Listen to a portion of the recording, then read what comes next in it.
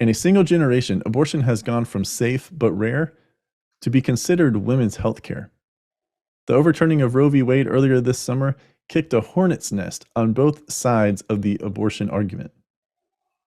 But which arguments make sense?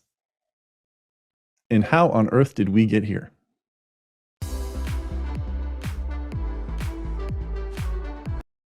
Welcome to another episode of Counterthought. Today I have another guest and I will bring her on shortly. First, though, I want to share a couple of my thoughts regarding the topic of this episode, which is abortion. Over the life of this podcast, over the 60 plus episodes that I have done, I have not dedicated a single episode to be solely about abortion. Well, that changes with this episode.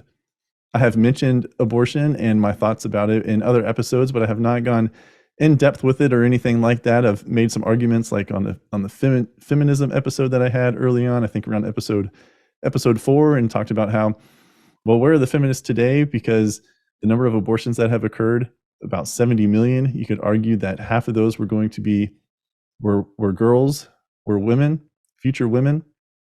So where are the feminists advocating against abortion? Because you are taking 35 million women since Roe v. Wade off of this planet. And then as a larger group, the whole group, think of all of the innocent lives that have been taken through this murderous act. But somehow we've gone from safe but rare during Clinton to 30 years later to be considered women's health care. And the arguments that I've heard in favor of abortion, I don't say pro-choice, because if you are pro-choice and what it means today between choosing if you can or cannot or are allowed or are not allowed to have an abortion, then you are pro-abortion. If you are allowing someone to choose to have an abortion, then you are pro-abortion because you're keeping that as an option. Me, I believe that the choice that needs to be made is before sex occurs. There's this issue and this lack of responsibility. It takes two to make a baby.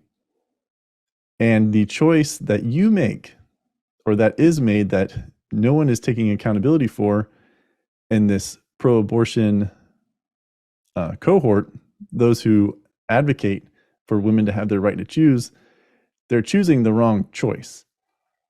The choice is whenever you are about to engage in sexual activity. There is no contraceptive that is 100%. And if you are not ready, you and your partner are not ready for the potential consequences, which could be a baby, then you should not engage in that sexual activity. There are plenty of ways to still be pleasured. Now, from my Christian beliefs, sex is reserved for, a husband and a wife, and it is designed by God to be great and wonderful and pleasurable, and all of that is well and good, and that was the intention. But those who are engaging in premarital sex, whether it's the hookup culture or, just maybe they don't have Christian beliefs, whatever, one of the consequences of engaging in sexual activity is a pregnancy, and a pregnancy is a baby. But the choice is not after you get pregnant. The choice needs to be made and the responsibility needs to be had prior to engaging in sex. We're going to talk about that and so much more. I am pleased now to be joined by Nici, or you may know her as Red Girl in a Blue World. Nici, thank you so much for joining me for this discussion on abortion. Please take a second to introduce yourself and tell everybody where they can find you. Thanks so much for having me, Brian. I am so excited to have this conversation. I can be found on pretty much all social media at Red Girl in a Blue World on Instagram and TikTok, which is where I'm most active. And then for the podcast, I can be found on Apple Music, Spotify, Amazon, Google Podcasts, and then I have the link in my Instagram bio and TikTok bio, so you can also listen online. Awesome.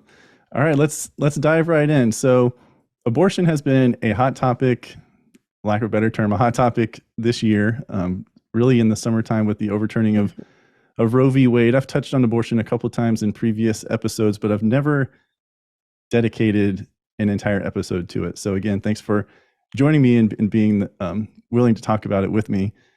Yeah, of course. This is an important discussion that needs to be had. So I'm excited. I'm excited to talk about it. Yes. So I must admit, I am a follower of yours on Instagram. I listen to your podcast and everything. So I know you went to the TPUSA Young Women's Leadership Summit. I think I have that correct, the YWLS. Yes. YWLS, yep. And in one of your podcasts after that, you talked about how the hill that you were going to die on was going to be abortion. I think I have that right. Yeah, there are a few hills. Transgenderism is a hill. This is a hill. There have been a few hills since YWLS. So what is it about abortion that makes it so important to you? So first I'll talk about YWLS and what inspired me. Allie Beth Stuckey was talking about, she gave a bunch of pieces of advice, 3 pieces. And one of them was choose your hill. And when she first said it, I stood there and I was confused. I was like, what is she talking about? She says, choose your hill you want to die on. It's so hard to focus on everything. Our minds would go crazy if we were focusing on everything.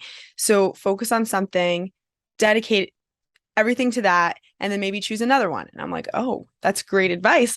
Let me do that. So during the conference, we had, obviously, it was a lot about what it means to be a woman, showing our femininity and everything like that. And in relation to that, you have transgenderism and everything with that, that's kind of trying to strip down femininity and everything like that. So that was my first hill. And then a few weeks later, Roe v. Wade was overturned, and obviously huge, monumental.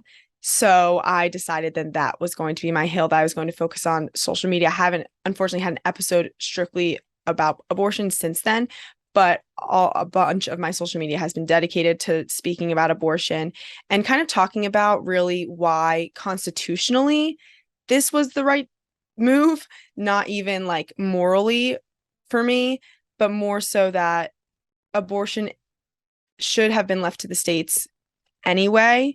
And that's all they were doing, was making abortion the way it should be, which is left to the states to decide. So that has been my hill. That's why I chose it. And yeah, it's been a crazy journey since the overturning, many discussions, sometimes arguments. So it's definitely been a wild ride, but it's been good. And I've been happy to be able to talk about it freely and openly and everything. Yeah, and abortion is very polarizing, right? One could argue that maybe it shouldn't even be argued from a political standpoint. It should just be argued from, a moral standpoint, morality and everything. So in your conversations that you've had, or arguments, debates, whatever you want to call it, can you kind of, I guess, describe how those have gone? Because putting yourself out there for abortion is, like, to me, as a guy, whatever, guys are told like they don't have an opinion, but then in other instances they are allowed to have opinions and are supposed to stand up for women's rights. Yeah. and the like. So I guess just can you provide a little more detail about the experience that you have had since, choosing this to be one of your hills to die on? So yeah, definitely. So first, talking about like politically, like you said, I don't know if it's a political conversation. In the way that I don't think it's a political conversation is when you talk about like federally. Like personally, I don't think like presidents should be promoting themselves as pro-life or pro-choice. It's not done at a federal level. Like I said, it's just up to the states. So when that started to happen, that caused a bigger issue. But anyway, not speaking politically, talking morally, all of my conversations have been with other females, and all of them have really been focused on the point of just how sex is a natural instinct of humans, and to give into that and possibly have like, if you give into that and you're just following your natural instinct by having sex, and whatever. And obviously a byproduct of that is having babies, but why should the mother be punished for following her natural instinct, which is to have sex? And that's where I have the issue with the argument. I've also gotten arguments. I've actually had also very civil discussions with people who we disagree completely. And where I find that we cannot agree, the conversation is just going in circles, is when we talk about when does life begin. For me, it's at conception.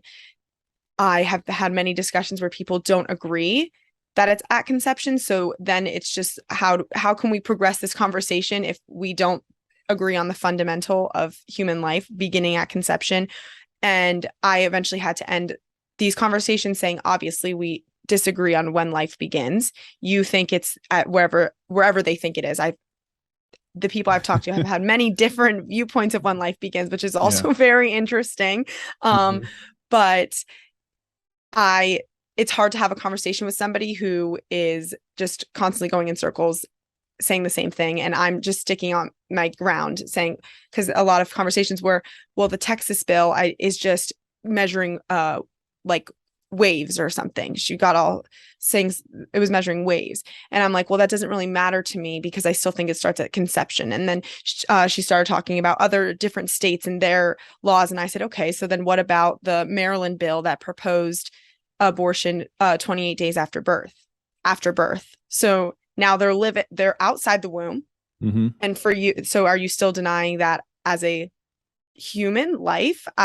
Even though I get like how, and then it just started to spiral. So my experiences have been quite interesting because, like I said, it's interesting to see that people have different views of when life begins. And yeah, it's been, like I said, a wild ride in the discussion realm of abortion for me. So yeah, I feel like there are so many ways to, I don't want to say attack this, but there's so many different ways for those who are, I don't even use the term pro-choice anymore. I just say pro-abortion. Yeah. Like, let's be real here. It's funny you say that. I had a theology teacher in high school, and he would say, I'm pro-choice. And we were all like, whoa, what? And he was like, you're either choosing not to have sex or you're choosing to have sex, possibly have a baby and keep the life. And I was like, okay, that kind of makes sense, but you got to like preface it before you just go and say that when you're teaching the theology class. Right. Yeah. Because the assumption is when you say choice, you're talking about after the sex has occurred. Exactly. But when he said it, I was like, that actually, like, that makes sense. But I like the term pro-life better, but whatever. Yeah. So I was going to ask you one question, but now that you told that little anecdote, I'm going to go that way first, and then we'll come back to my other question. Okay. So the choice, and I made this argument to a friend of mine. It was actually to a friend of mine's mom through her. Anyway, it was like a social media thing. Anyway, yeah. To me, there's this lack of accountability. And really the accountability starts at the choice to have sex. I mean, it is no surprise that one of the consequences of having sex is pregnancy. There is no contraception or anything that is 100%, foolproof to work. So to go in and, like you're saying, how people are talking about, oh, it's just sex is a natural desire. And yes, God created sex to be a wonderful thing between a husband and a wife. So just to be like, oh, well, I don't accept the consequences of my actions, or, oh, I used a condom, or I used birth control, or I used some other method. I didn't think that, we're going to get pregnant, even though, again, there's no 100% contraceptive, nothing like that. So for me, I'm just flabbergasted, for lack of a better term, at the people who they do not accept any responsibility. And my argument is the choice, like you were just talking about with your teacher, your professor, is your choice is whether or not you are going to have sex. If you are not ready to accept the potential, even if it's like 1 in 1,000th chance, 1 in a millionth chance, if you are not ready, whether it's mentally, physically, financially, whatever, if the relationship you have with that individual who you are engaging in sex with, if you know that, hey, if we got pregnant, this would not go well, like we're not going to stick together, you're not going to stick around, all that kind of stuff. That is when you are making your choice. Your choice is whether or not to have sex or to not have sex. It's not after you have sex and then decide, and then like, oops, now I'm going to choose. So I guess, what are your thoughts on that? And if you could just, I guess, elaborate, I guess, lay out, I guess, your argument against pro-abortion, because again, we're not going to say pro-choice, pro-abortion. And do you, I guess, agree with what I was just talking about, how the choice is actually before you have sex? Yes. I think everything you said, 100% I agree with. The only way to 100% guarantee that you will not get pregnant is to abstain. And that literally the only way. Like you said, nothing is foolproof. And in some of these arguments, it was, well, what about these girls taking birth control or doing this and doing that? And I'm like, okay, like it doesn't matter, because you still see these stories of people who take their birth control daily and it still happens. Nothing is foolproof, like you said. So when it comes to accountability, I think my generation has lack of accountability all across the board. And this is just the biggest example of showing that. I think another example is wanting forgiveness of student loans. I think if you choose to go to college, you're choosing to also take on the loans that you may have from choosing to go to school. There are different avenues that you can be very successful than besides going to college or university. So if debt is something you don't really want to have, there are many different options for you. You can be so successful doing a number of different things, not just going to school. And I think that that's also something that my generation is fed, but that's a different conversation. I'm just using that as an example of as a lack of accountability. But in these conversations I'd have with people, they would say, like I said, that it was our natural instinct. That's the number one, that purpose for sex, the natural instinct, that it's pleasurable, that it's enjoyable. And I'm like, no. The primary purpose of having sex is to procreate. That is why God makes sex. And like you said, he did make it to be a wonderful thing and pleasurable, but because it brings new life into the world. So this is just another place I disagreed. And I remember at YWLS, Charlie Kirk, one of the things he said in one of his speeches was, making pleasure the most important thing is very dangerous. And I think you can apply that to the situation with abortion. If you are thinking, let me have sex, this is pleasurable, this is like, this feels good, but you're not thinking about, one, the consequences, and two, that is bringing life into the world, and you're just focusing on pleasure, then you need to have accountability for yourself and say, okay, I chose pleasure. Now I need to bring this life into the world. So, and I think, and for women, I think that also goes for men. I think that men should be held accountable personally as well. I hate the argument that men don't have a say in abortion. I think that is ridiculous. It takes two to have a baby. So men, just because a woman is carrying it doesn't mean a man has any less say when he is the father of that child. So I think that, imagine we created a bill that said a woman has an unwanted pregnancy, so now the father of the child has to provide child support. I would bet you that the amount of sex that occurs, especially in young people, on premarital sex, would go way down. Because if a guy is now thinking, oh crap, if I get this girl pregnant, I need to provide her with child support, I cannot afford any of that, as however old they may be, I don't think I could do it. And again, if they're putting pleasure first, they're not even going to be thinking about all of that. But it would just be interesting to see if a bill was created like that, or something was created like that, what would happen then? Because now men are also being held accountable for their actions, which I think is also important. Like I said, this, just because the woman is carrying the baby, it takes two to tango. So men need to be held accountable as well. So I'm kind of going on a tangent, but lack of accountability in my generation is huge.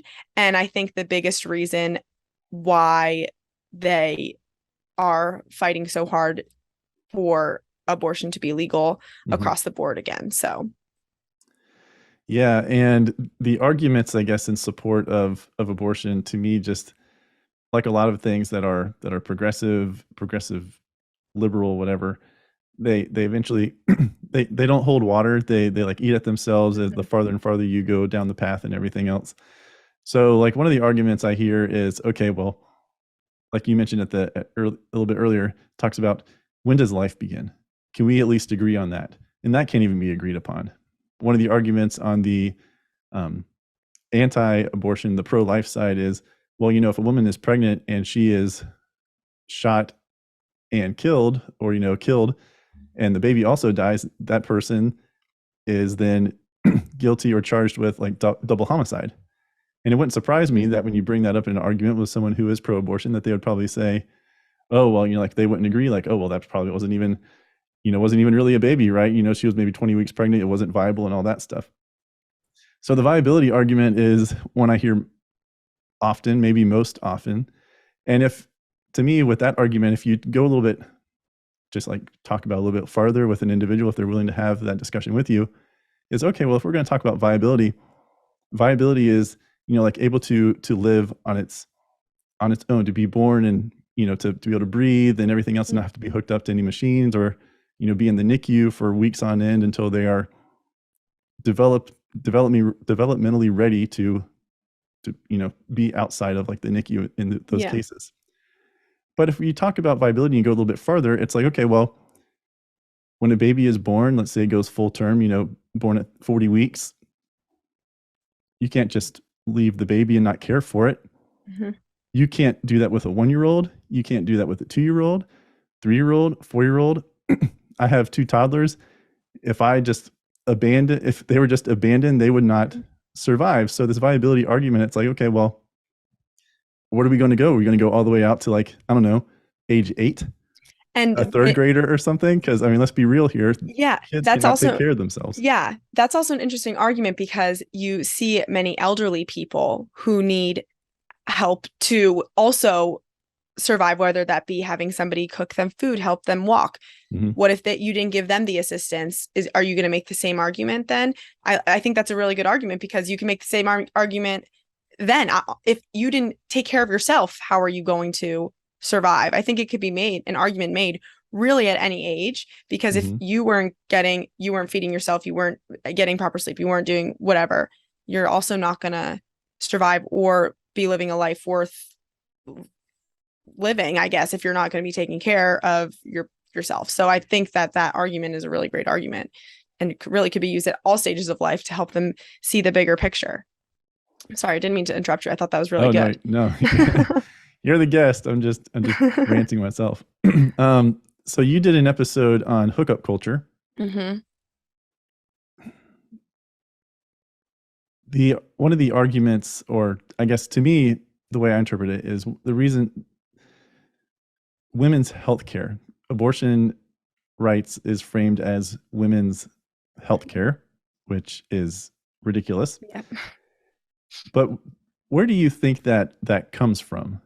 Trying to label it as women's healthcare, does it have any kind of tie into the hookup culture that exists today? Is it just a way for the argument, to kind of soften it up a little bit, so people are like, oh, it's women's healthcare. It's not the murdering of an innocent child trying to grow in the life that it has been given.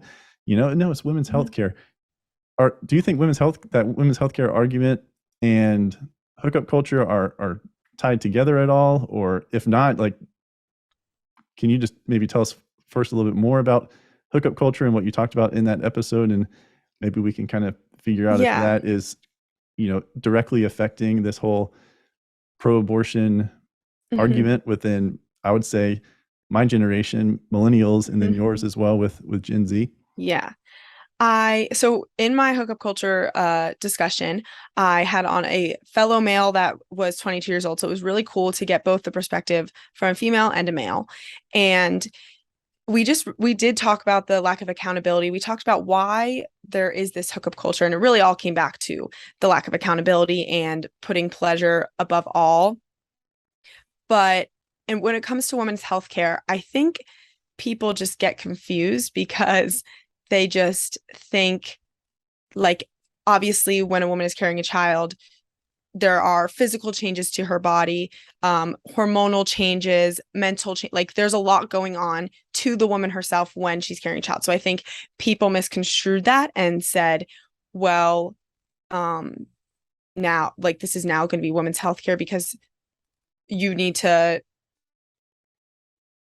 It's like, oh, your body goes through these changes, these hormonal changes, and now that we're taking those hormonal changes away from you, now it's considered healthcare. Yes, exactly. Don't look over here, though, that we're killing a baby. Mm-hmm. And I've seen many, like, Turning Point has put out this meme. I've seen it everywhere, though. It's like a pregnant woman's just like silhouette, and it's like her body, and it's like from her head to her, like, right above her stomach, like where you would see the bump, and then it's like not her body, and then it's her legs, and it's like her body. And I think that that's so true, because it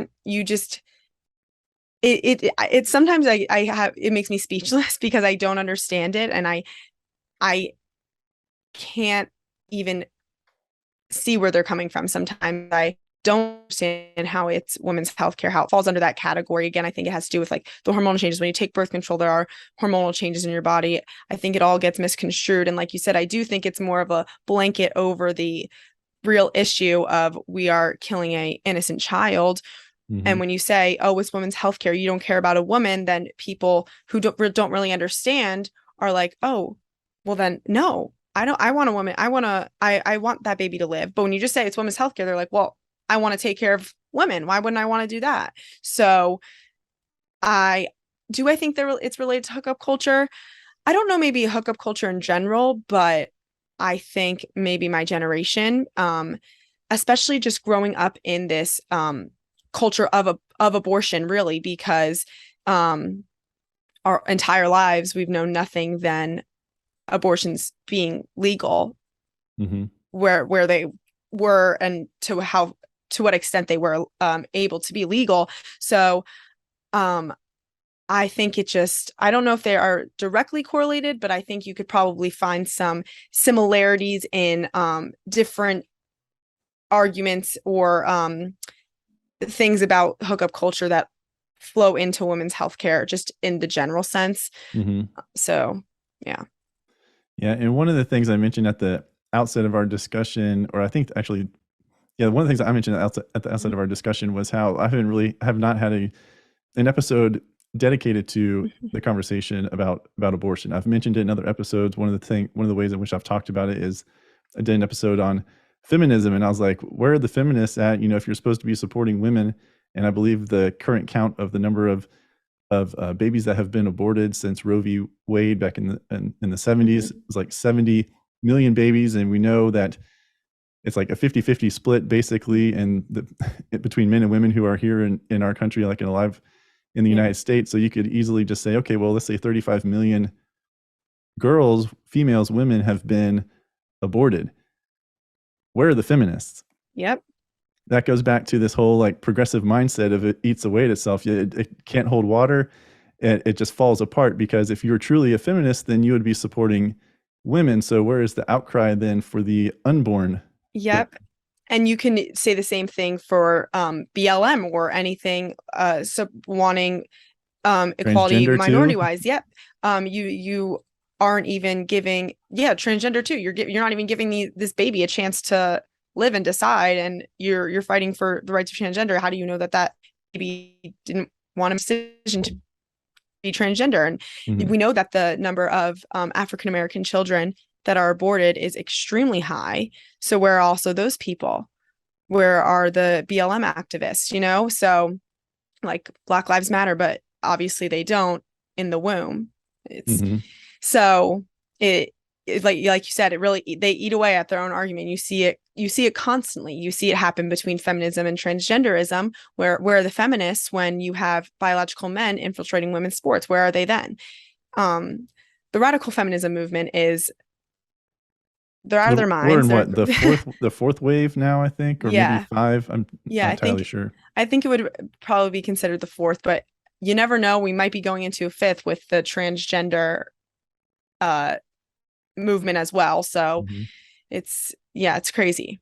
What do you think of the argument of, hey, people who may think, people who are pro-abortion might think, hey, we're actually doing the responsible thing because we currently live in poverty, so we don't want to bring a baby into this world who's automatically going to be in poverty, and that's just going to be another, mouth to feed in the welfare system, and not going to be setting up this baby to have any type of bright future, all the obstacles that they're going to overcome, and that is our justification for our quote unquote accidental pregnancy and why we want to terminate it. What do you think about that argument? I think my first question would be, why does that make that baby's life not worth living?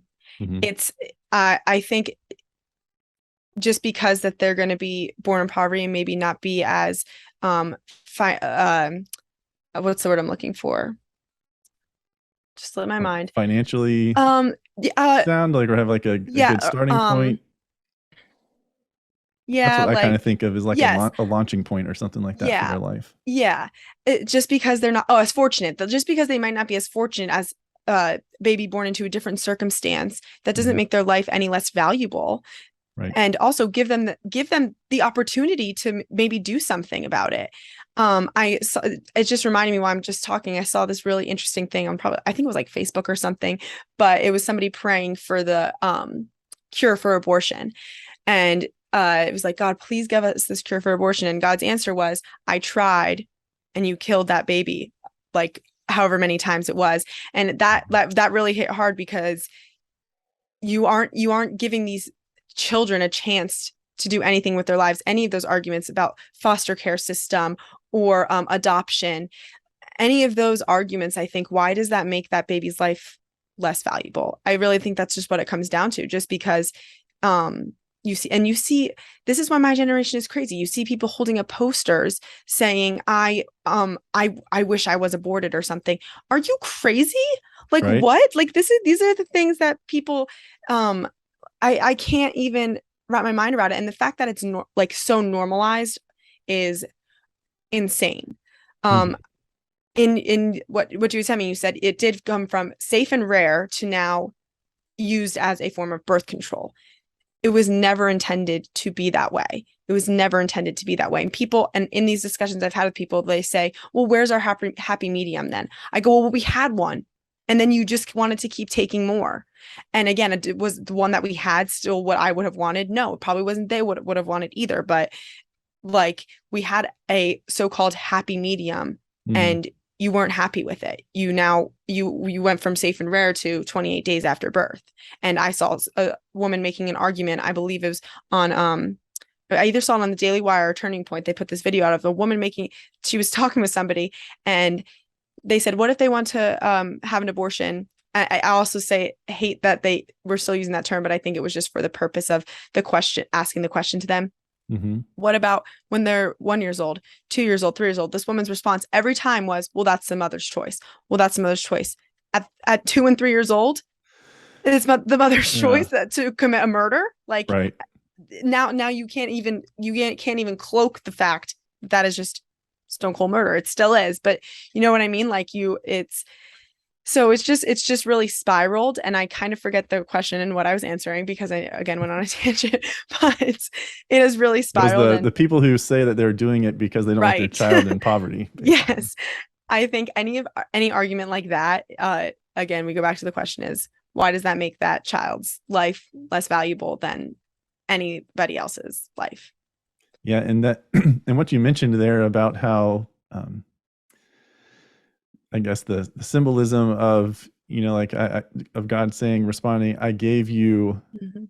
the answer through a child, but that child was aborted. I've made that argument plenty of times. I'm not sure if I've made that argument on one of my podcast episodes, but I've made that argument just as a regular Yeah. human being, a citizen, like living my life in the years prior to this whole Mhm. Count That podcast launching and everything else. But yeah, can you imagine of the 70 million that have been aborted, what the possibilities of those babies who never got to live their life?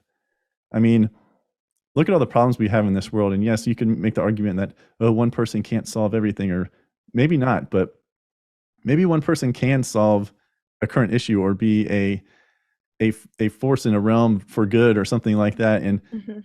And we will never know Yeah. because someone was selfish enough and not responsible and decided to take the life that was not theirs to take.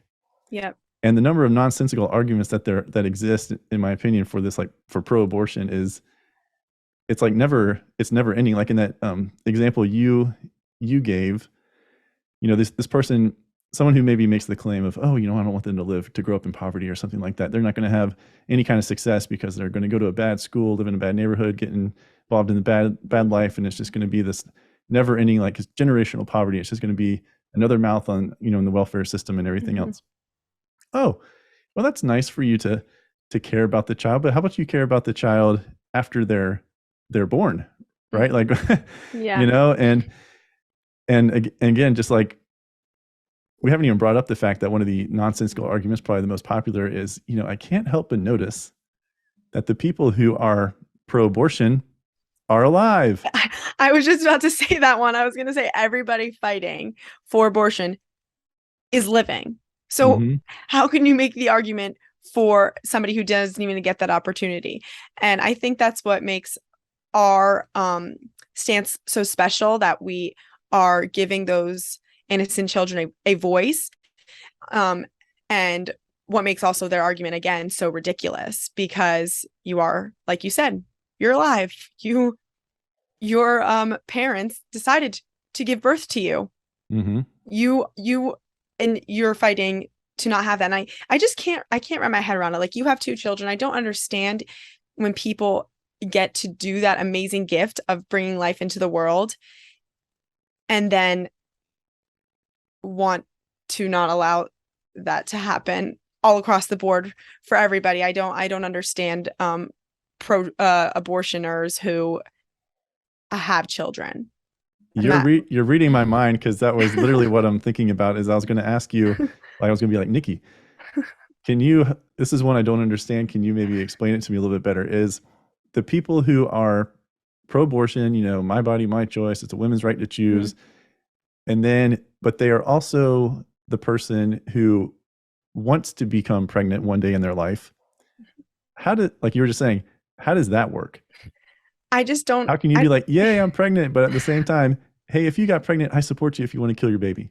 Yeah, it really doesn't make any sense to me. I can't fathom after, or even just the thought of wanting to be a mother or father one day, then thinking that you would. I actually can't fathom it. I don't understand those people. They're a mystery. There's no better way to describe it. I think, again, it goes back to the cloaking of the real issue, which is murdering a child, and they're painting it as women's health care.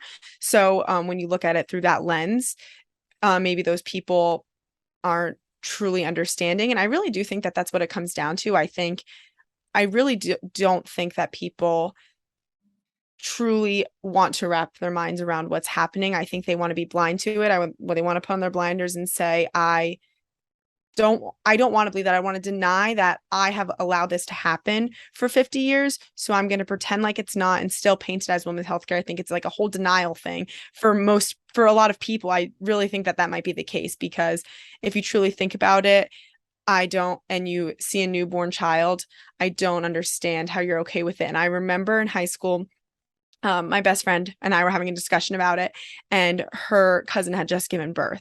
And I was like, show me pictures, blah, blah, blah. Show me the pictures. And so we had the discussion like a week or so prior, and I was just still like simmering in it, not okay with her thoughts on it.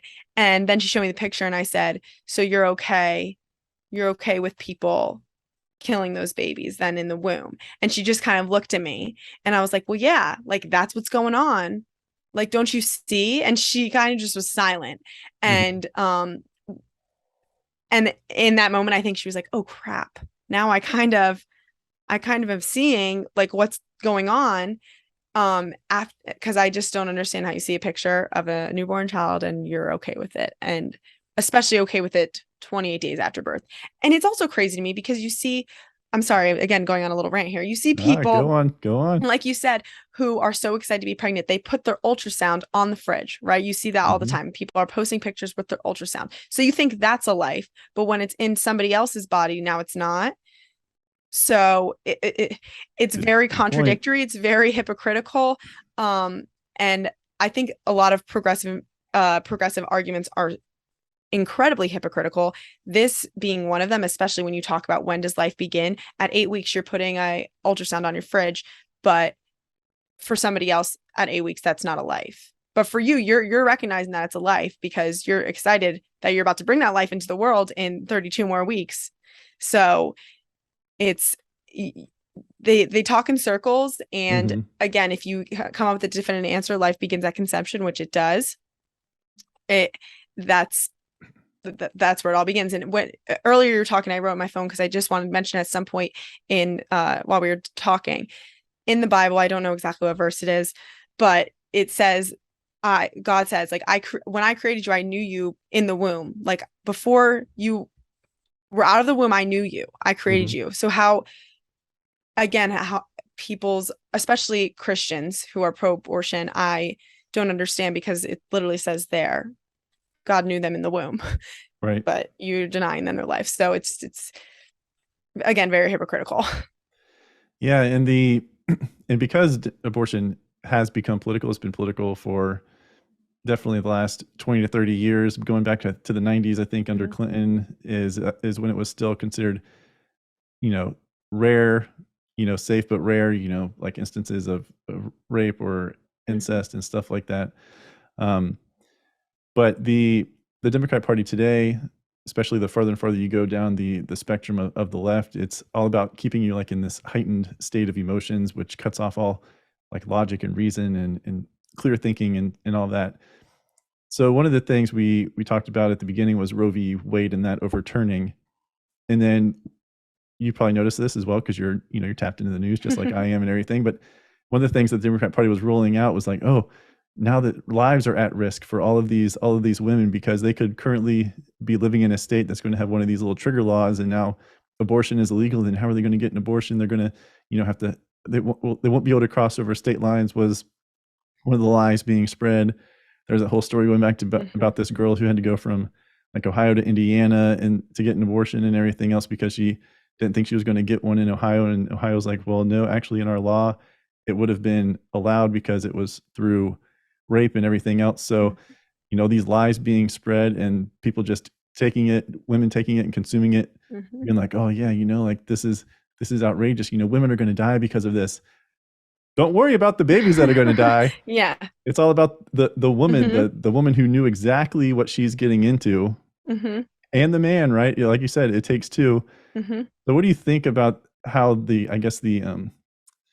playbook, so to speak, of the Democrat Party, especially the liberal and progressive aspects of it, who just perpetuate these lies to keep people in this heightened emotional state, and really, now I'm the one having like the brain fog. I can't think of what I'm thinking of, but really,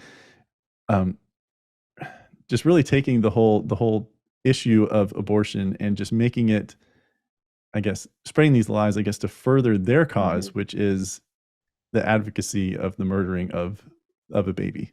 Yeah. And before I go into that, you mentioned like the news and everything like that, talking about these lies that are being spread when the overturning was happening. And it's there, but it's also through celebrities and Hollywood. I follow many celebrities. One of my favorite shows is One Tree Hill. Don't know if you've watched or heard of it, but I didn't watch it when it was currently a show, but I caught up. Yes. Thanks to my wife. Yeah. Yeah, she's a smart one. It's my favorite show. But a few of the actresses, Hillary Burton being one, because it just sticks out. Sophia Bush is also very outspoken on topics like this, but was posting about how when women have miscarriages, they're going to have to be questioned and they might go to jail. And I think to myself, you are now part of spreading these lies to people that are just not true. She's like, and ectopic pregnancies and all of these things. If you read the bills that these states created, they have, like, first of all, an ectopic pregnancy, that's not an abortion. That doesn't count as abortion. It says that on Planned Parenthood's website as well. That's besides the fact. Planned Parenthood. Yeah. And so that's one thing. But then also when you talk about miscarriages and all of those lies that people are trying to spread, that's not an abortion. It's simply that's not an abortion. That's not the definition of abortion. Abortion is the terminating of a pregnancy. When you have a miscarriage, you are not terminating that pregnancy. That happens naturally, and it does happen often. I hate using that because when a woman goes through a miscarriage, that is, you have felt an attachment now, with all the chemicals in your brain, you have this attachment to this human growing inside of you, which is again is another argument for this was a life, obviously, right. And it's like devastating when that happens. So that they're smart, because then they use that, knowing that that's devastating. When that happens to women, they use that to say, you want that to be a devastating thing. And they twist the knife even more and say, well, now she could possibly go to jail because that's going to be considered as an abortion, which is totally untrue. Yes. So which is totally untrue. So the news is spreading these lies. And then you have people that are celebrities that we look up to, that we see, and we're like, well, if they believe that, I must believe that. Taylor Swift has become I love Taylor Swift, but she's become very political in recent years. And when you have young girls following her and she's speaking out on these things, then you're going to be like, well, if she believes that, I have to. She's fighting for women. I have to do that too. So these lies, yes, are by the news and everything, but then they're grabbing young people with their emotions through Hollywood, and it's terrible. It's absolutely terrible. And anytime I like find out that a celebrity is conservative, I immediately give them a follow because they deserve it, because it's especially hard in that environment. And it just goes back to like attaching to those emotions and just working with that for most of their arguments. Yeah, I made the argument, and I think it was my first episode ever for the podcast, was about like whenever you have more power because people look up to you, more influence, you should be held to a higher standard of responsibility. And like you were just saying with these, actors and actresses, these famous people in Hollywood, or just, someone who's like an Instagram influencer or whomever, if you have a significant following, significant influence, but yet you don't take the time to you yourself be responsible, this is like a second aspect of the whole, lack of responsibility argument. And you're just, part of the machine that is going to keep spitting out these lies to get people to accept and be more acceptable of abortion. That is a whole nother problem. That is like a side effect's not even the right term, but it's just, it's just part of that machine. And I once had a woman one of her got me, she tried to get me right in this argument, an abortion discussion we were having. And she referenced a miscarriage. She's like, a miscarriage is an abortion. And I was like, oh my gosh. Like, I'm going to respond to you one time. And then we're just going to be done. But I was like, oh my gosh, that is not the same. I forget the letters. It's like a D something. It's 3 letters. Anyway, I'm not sure for the medical term. But I was like, that is not the same. That is a got you question, and it is not true. And then like you were saying, trying to put this fear into women, like, oh my gosh, if I have a miscarriage, but then I go, is like a policeman going to be there and questioning me and wondering if I did something on purpose to cause this miscarriage? This fear it's like, it's diabolical, It is. The evil that is rooted within it is just, it's disgusting. It is. And like I said, when you and I see things on the news, we know better. We can think logically, we can think better. When a 14-year-old sees it on social media and doesn't know even the resources where to look. Live Action is an amazing organization that is pro-life. They don't know anywhere to turn to look and research and find things out. So when they have somebody that they look up to so much that says these things, they're just going to take it, and they're not going to look into it. So it's so hard, especially in this world of social media, when you're so young, to figure out what you know and what you believe. In my most recent episode, I had 2 girls come on who were diehard liberals at one point in their life, and then they realized how to do their research and figure things out on their own, and then they became conservative. And I said, I think everyone to their core is conservative, but they're just fed these lies and they don't really know. But if you did your research the right way, I think every single person would become conservative like that. So social media can be really scary for especially younger kids, because in all aspects, they're just fed these things. And again, they're so emotional. They're going through so many different changes and everything already. And then they're fed these lies. So they're just going to believe them because they think they're helping people or something. Yeah, I'm a millennial. I prefer Gen Y. Like, don't get me off on that little tangent for the argument against the term millennial. But I'm a millennial, and Nikki, you don't know my age, and we'll keep it at least on camera that way. So Facebook was created when I was finishing up high school. I want to say it went to like my junior year of high school. And at the time it was the Facebook. And before that it was MySpace, and then Facebook, and then, just continues to evolve. Twitter came around, I think, in like 2008 or something like that. And but today, like growing up in today's world, I have nieces and nephews. Like, I cannot imagine, and then even for my own kids, like growing up with just social media, the bombardment of information, whether it's politics or just cultural stuff, things that have to do with just general society or whatever. But when it comes to the news, that I don't want to get down this whole tangent, but I just wanted to say that, like with social media today, like I don't know how I would handle it if I was a kid in today's world, because you want to put your trust in certain people, or you do put your trust in certain people. And then if you don't take your own responsibility to kind of like do your own fact checking and research, which I understand takes time, and that's, I guess, part of the issue, that people don't want to take the time to do their research, and they just, pick someone that they look up to, pick someone they trust, and that's their source of truth, and whatever they say, they're going to, take it as gold and just going to go on their merry way. And if it's misinformation or disinformation, that's just going to then get put back out there from one other source, that individual, which, as we were just talking about, is one of the major problems with this, with the lies that were being told with the overturning of Roe v. Wade. And I have two more questions for you for this discussion. Yeah. We've talked about everything with abortion, like how almost everything under the sun, especially like with the arguments for it, and how it's really goes, the choice actually goes back to before you have sex. The choice is whether or not to have sex, and then when you make that choice, you need to be accepting the responsibility of the consequences that come from it. But spinning away from, I guess, more so of the not so, I guess, positive discussion of abortion and everything else, the not so pretty side of it, going back to the advocacy of being pro-life. One of the arguments that I hear, and you may hear as well, is like, oh, well, you're not pro-life, you're just pro-life until the baby's born. But as a Republican, as a conservative, you're not for all these social programs that need to be put in place to support the children and everything, especially those that are born like into a, like a teenage pregnancy, or born into poverty, as we've discussed, earlier. So what can be done on the pro-life side, or continue to be done on the pro-life side, to make sure that we actually, that the arguments we are making for life are, I guess are could be well received, and then also could also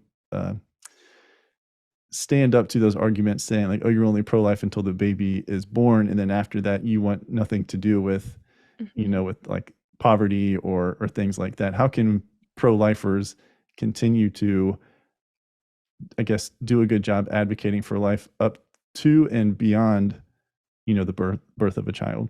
Yeah.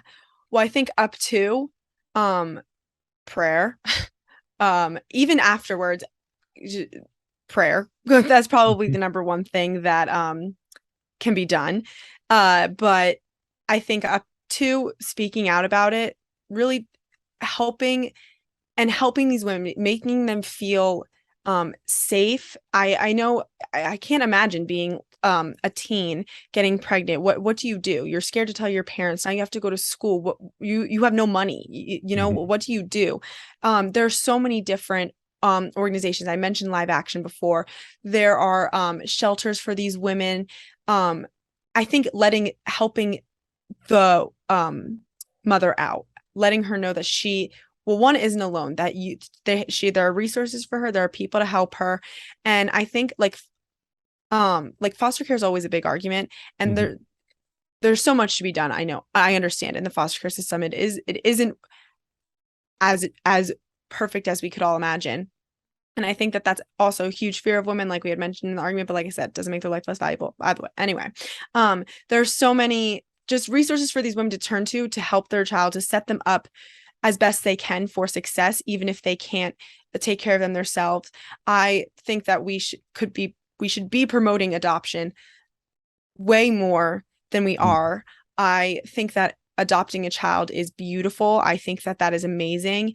And I think that that's what we could, up until birth, it's really speaking out, giving resources and doing all of those things. I think after, I would love to adopt a child or two. So if that's something that you want, try to do that if you're at the place in your life where that's something you could do. But again, still helping these mothers, giving them a place. There's Live Action is a great thing. Like I said, I'll say it again. That's Lila Rose. Yes, right? Lila Rose. She's fantastic. But at YWS, I always forget her name, but she went through a point in her life. She had an unwanted pregnancy and gave birth to her son. And then she had, now later in life, after, I think he's around like 18 now, she started an organization. She does baby showers for women on Amazon who for with unwanted pregnancies or pregnancies in general, who are debating abortion. She has baby showers for them so people can donate. And I can send you her Instagram and her name and the Amazon wish list and everything. But that's another great thing. So many organizations that you uh, go to back up your argument that it's not just until the baby's born that you want to do things for the baby after the baby's born and for the mother after the baby is born. So those are just a few to name, but there are tons and tons of different resources. Yeah, I don't know how it is where you live, but here in Florida, especially all along the interstate, not so much on the turnpikes, those are like private roads, but on the interstates here in Florida, there are billboards like every couple of miles, it seems like, that are, unplanned pregnancy, call this number, and it's like 1-800, such and such. Yes. Um, DeSantis, I love him. So I agree that there needs to be more resources. I know, like Republicans and conservatives, it's like, we don't want to spend on all these social programs and stuff. But I would make the argument that there are certain social programs that need to be put in place. Yeah, like we can go the private route as well, as much as possible. But to me, I am fine with there being social programs put in place to help these women, because really, truly, if we are pro-life, we have to be pro-life and pro-life, for the life of those children. And if we're going to use an argument like, oh, well, who are you to say that they couldn't come out of poverty to then be successful or whatever? You hear stories about Ben Carson or other individuals who, grew up in poverty and just became ultra successful and everything else. And it's like, oh, you could have that for your child as well. To me, one of the things we need, and I agree with what you're saying, we need to, through private organizations, and then I would say even also through public organizations, funding and things like that, we need to have structures in place to support these women, because like you said, they must feel so overwhelmed when it is unplanned. Yeah. And another thing, when you just like had mentioned everything you were just talking about, also made me think of, it's also like after, like if a woman chooses to have an abortion, there's also so many psychological factors that come into that happens for women. And I'm taking this like way, way, way back in our conversation. We were talking about women's healthcare, but like you want women's healthcare, but then after this woman chooses to have an abortion, she often has a higher chance of depression, higher chance of anxiety, suicidal thoughts. Like there's so many other things that happen, but you don't care about that after. So then you want women's healthcare until they kill the baby. Then you don't care about women's healthcare anymore because of all these other factors that go into it. So it's like and those are other resources that you want to help women when they're going through it. Because yes, I understand that an unwanted pregnancy is I can imagine, like you said, so overwhelming, so stressful. But there are just so many different avenues that you can turn to help you get through that time, to show you that this is like such a great thing that you could be doing. I believe as a woman, being a mother is like the most important job, what we're made for, the best thing we could do. And I think that showing women that more so than like really anything else will like open their eyes to, even if they choose to put the child in foster care up for abortion, that you brought a life into this world and that's what you're made to do. So I like think also, yeah, it really is. Like, I love, like, that's a great, like a perfect way to describe it. And I also don't think that that's often told to women. But again, like there's so many different organizations that have these different statistics and things to tell women that that's the case. So. Yeah. And I mean, I know not every pregnancy is easy. My wife had a rough time with hers, but to see the joy that a baby should bring to someone's life, and then just to be in the mental mindset and have these beliefs and everything that to where the woman and even the man who impregnated her and everything, especially if they're trying to leave and not support, but to not have that joy, like just kind of like wash over you is very saddening to me. And I don't want to like end our discussion on a sad note, but I just don't understand. Like, there has to be something, I believe there has to be something mental going on to where you can just like distance yourself and dissociate yourself from what is happening inside of you to where you are not feeling the joy that you should be feeling, bringing another life into this world. So, Yeah. Nici, I'm going to give the last word to you. Finish our discussion with whatever you want to say regarding the topic of abortion. And then again, if you could just remind everyone where they can find you, where they can follow you, and where they can consume Red Girl in a Blue World. Sounds good. On the topic of abortion, I would say speak out. These children need our voices. We're the only voices that they have. They need us. And to any woman out there, I think the biggest argument is we're made for this. You're made for that. Like, that's such a strong statement, like you're made for this. They're like, what? I am like, it's just such a powerful thing that the God chose women to be able to bring life into this world, so take that, run with that argument. And there's so many tools out there to help you back up your arguments when it comes to abortion. And so that's what all I have to say on abortion. To find a Red Girl in a Blue World, Instagram, TikTok, I use most often at Red Girl in a Blue World. And then you can find my podcast on Apple Music, Spotify, Google Podcasts, Amazon, and online through Buzzsprout. That's what I use my podcast. So thank you so much for having me, Brian. I rant. It's so different being in this seat because I just feel like I can freely talk, and then I look down at the time and I'm like, oh my goodness, I have been talking forever.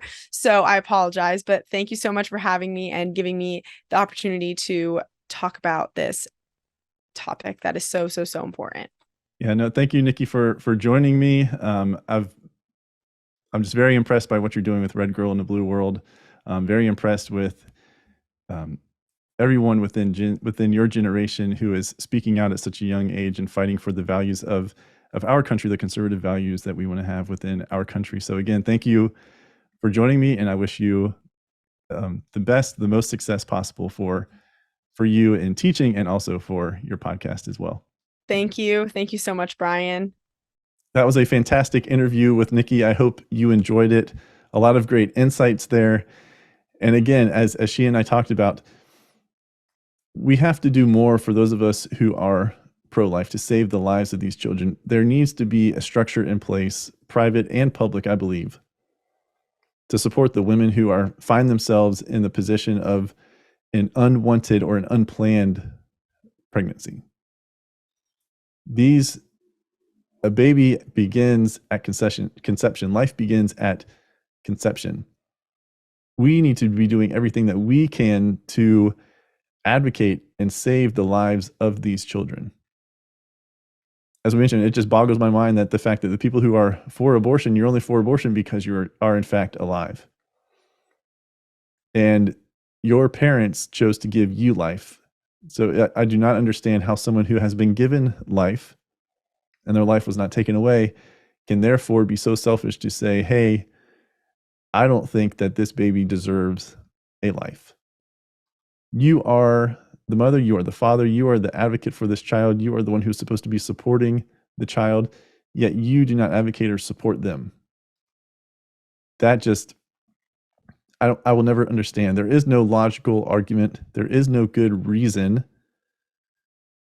There is no good reason to say, hey, I got pregnant, didn't want it. Baby doesn't get a choice. When you think about a child and think of you yourself as a child, the joy that must have overcome your mother as she was pregnant with you, and your father pregnant with you. If you didn't have a father, then your mother, at least there was the mother in the picture. How can that same joy not wash over these individuals? I think, like Nici and I discussed, it's a lot of different factors going into it. They're being told lies. The wording that is being used to consider it women's health care is used to soften the blow because it is murder. Taking lack of responsibility, there's no mention of that because that's not what they believe in.